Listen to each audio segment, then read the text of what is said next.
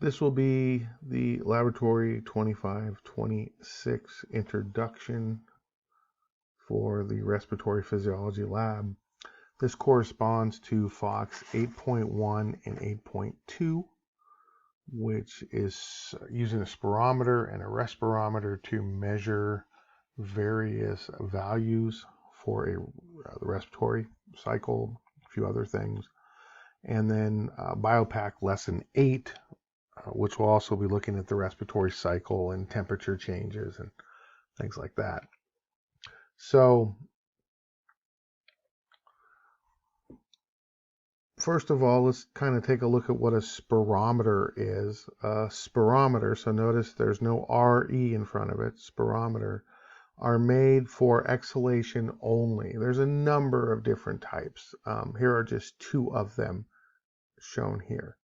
The type here on the left is called a dry spirometer, or sometimes a handheld spirometer.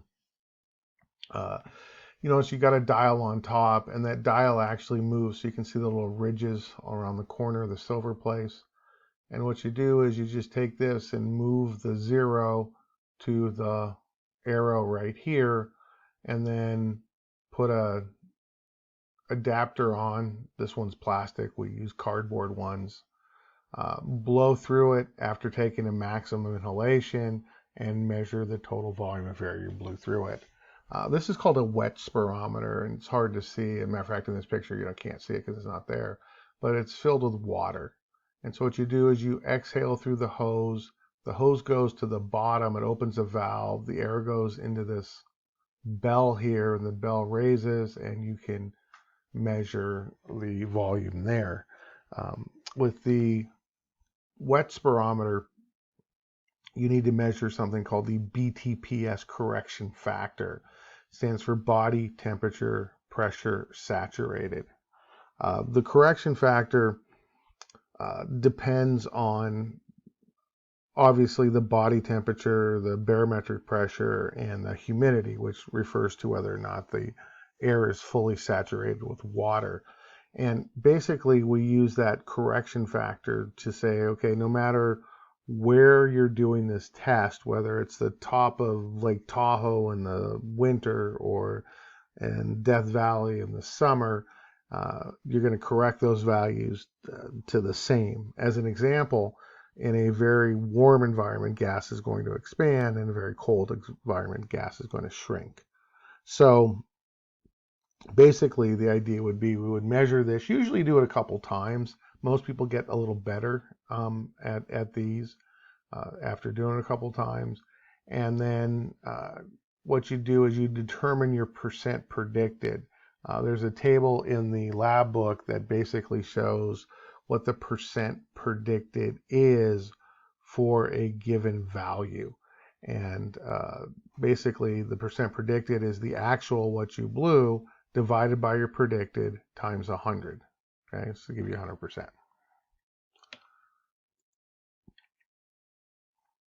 For lesson 8 of the Biopac, we would take the Biopac program, set it up, and our subject would be set up like this. We have these chest straps that go across the chest, and this area here is rubber. And so as the chest expands and contracts, this rubber moves. There's a little transducer here that measures that movement and shows the chest movement here. Okay? And additionally, we have taped to the face right below the nostril is a fast responding thermistor. And a thermistor is basically a probe that measures temperature. And so what happens is when you, if this is our temperature here, this line on the top, notice it's temp, as we inhale, the temperature goes down. And the reason why temperature goes down on inhale is we're breathing in room air, which in the lab would be 70 degrees-ish. And when we exhale, though, air has warmed up in our body, and so we exhale, it goes and increases temperature. So we're just looking at the temperature change with each subsequent chest movement. So we're looking at that. So we're going to measure that as well. The idea would be once we calibrate like normal on a Biopac machine, we're going to measure chest movements and air temperature during a couple different things. The Biopac manual actually asks you to do a couple more things, but they just don't work very well. But what does seem to work fairly well is doing what we call eupnea. All right, eupnea is just a fancy way to say normal breathing. EU, that root EU means true or normal. And the pnea refers to breathing, right? So you've probably all heard of apnea, A without pnea, breathing. So apnea is when you stop breathing, right? So eupnea is normal breathing. We also have what's called hyperventilation. So you would do these rapid, deep breaths for maybe 30 seconds.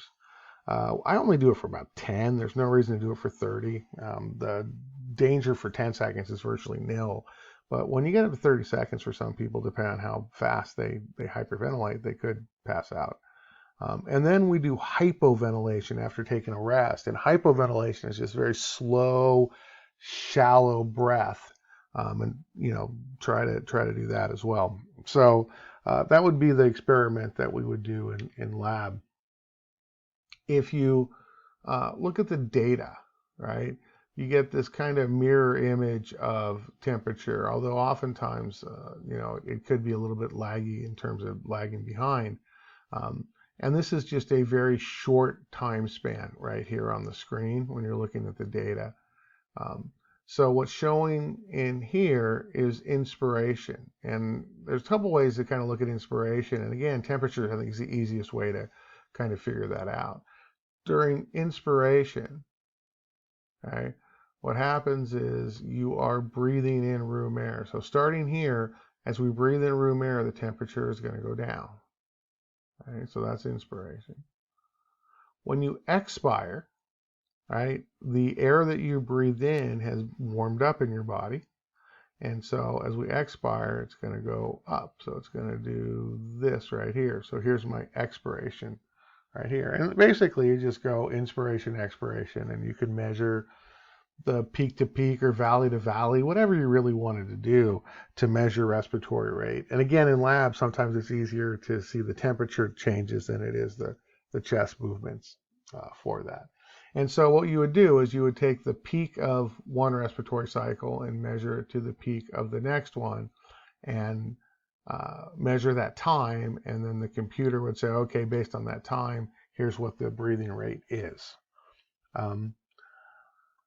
So one of the things we'd look at is we'd look at how long it took to inspire, so the inspiratory duration. We'd look at the expiration duration, how long would it take to expire, okay? And then we would add those two together because you're doing one or the other, and then that's the total. And again, based on the total duration, we would be able to calculate a breathing rate. And actually, the Biopac machine would do that for us. So here's some examples of some data where this would be normal, okay? And again, if you look right here, it's hard to see the chest moves. You can see them, but they're not great. But here, the temperature changes. Actually, this is the temperature change is very easy to see here. Here's hyperventilation. So it depends on how the person hyperventilates, right? But they have these very quick breaths. Notice that the temperature change goes down during hyperventilation. And that's because your air is not in your body as long, so it doesn't have as much time to heat up. Then we do the recovery, and then we do hypoventilation, right? Which this isn't really a very good hypoventilation, and then they do recovery again. So that's kind of a sample of what the data would look like. And then we would measure the depth of ventilation. The depth of ventilation would be how much does it go up and down, okay? That's units of probably some sort of millivolts because we didn't really calibrate it to some sort of volume. And then we'd also measure the temperature change things. And so one of the things we sometimes want to know is the peak temperature change. I don't know if I have a figure of that, okay? Yeah, so none of them show the peak temperature change, but basically you want to measure the maximum inspiration and compare that to the peak temperature change. Oh, they actually, it is right here. Okay, so if you look right here, here's my max respiratory depth. So this is right when we have max inspiration, and then we measure how long it takes to get to max expiration, right? And the peak delta temperature change. So how long does it take to change temperature? It's really peak to peak what we're looking at.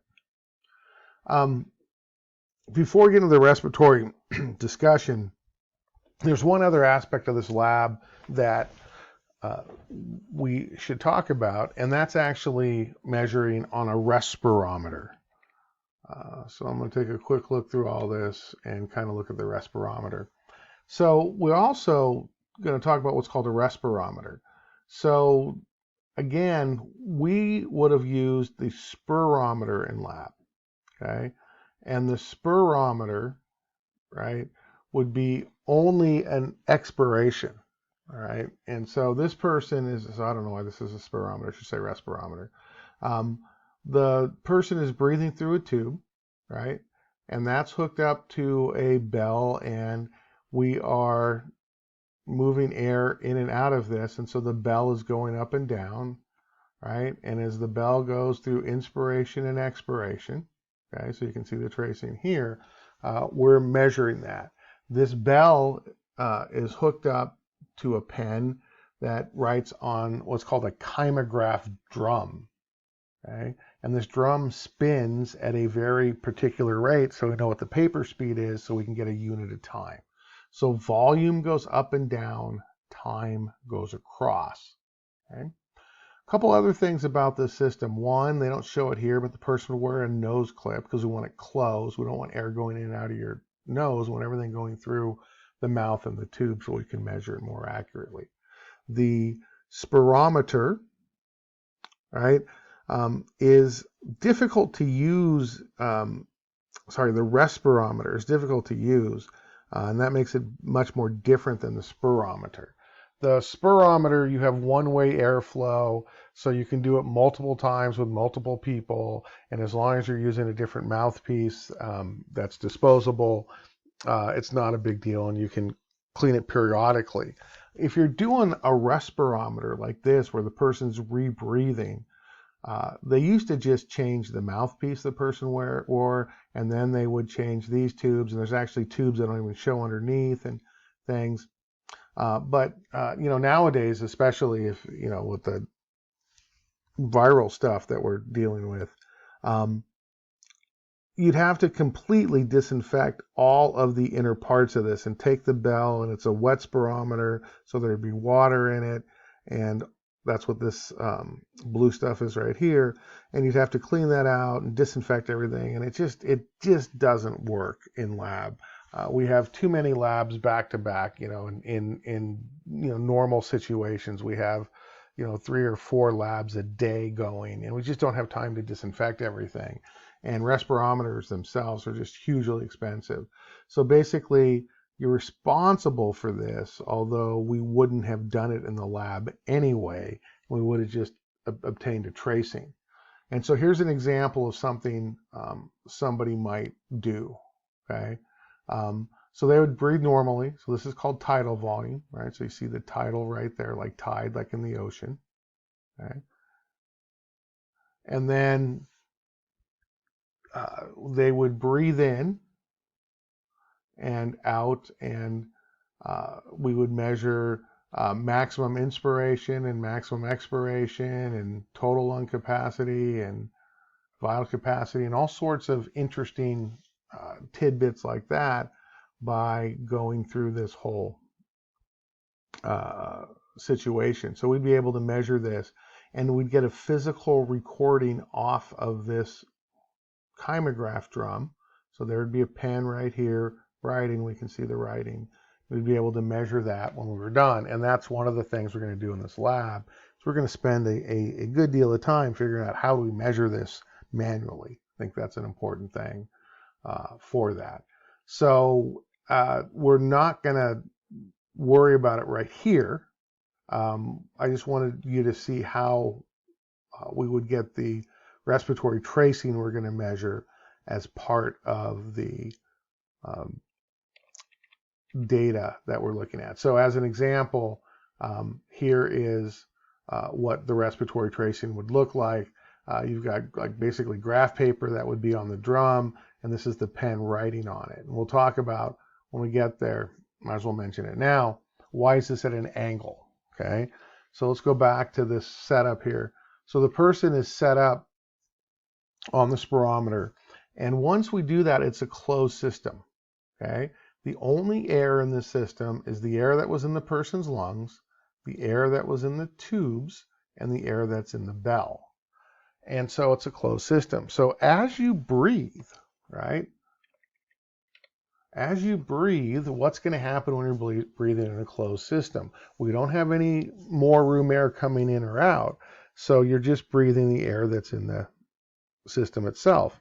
So what's going to happen is the oxygen is going to get used up in your body through metabolism.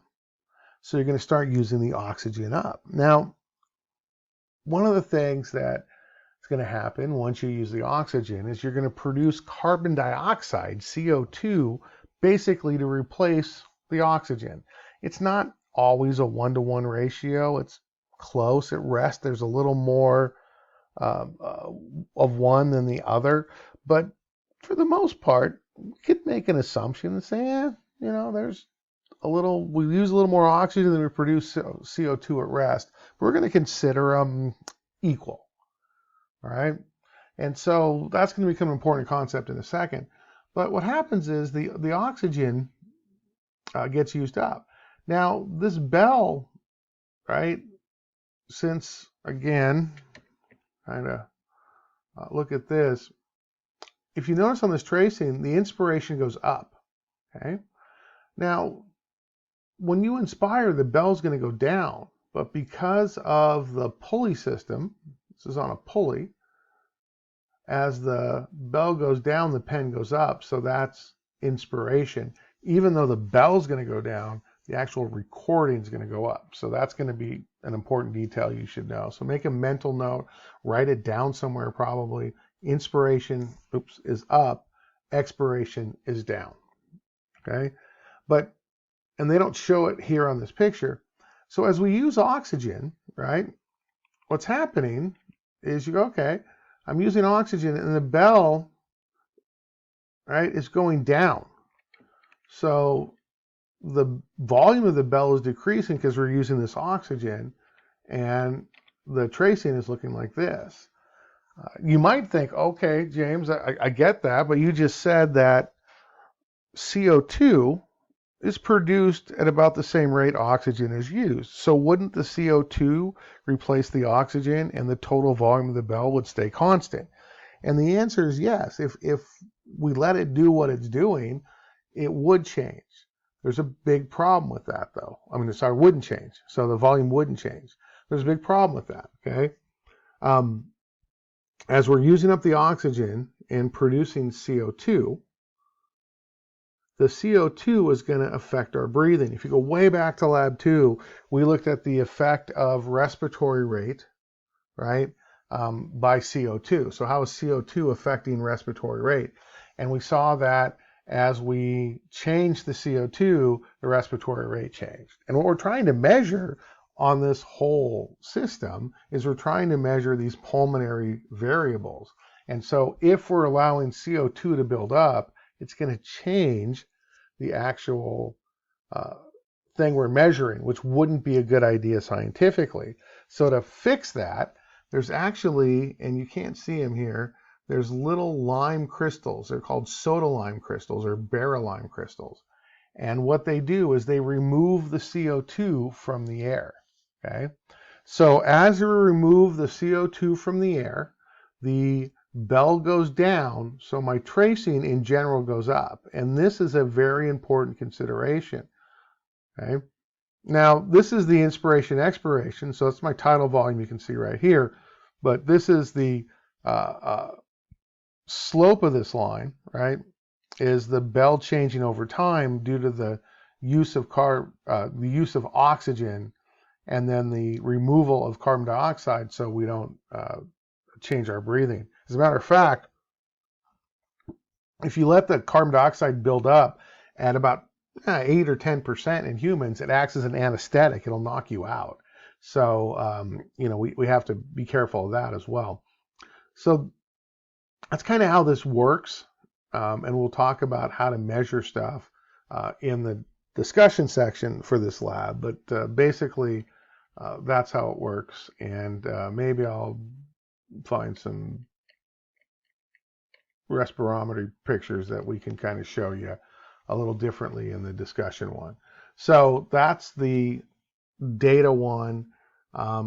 We looked at the data from the respirometer a little bit and kind of talked about what's going to happen to look forward to.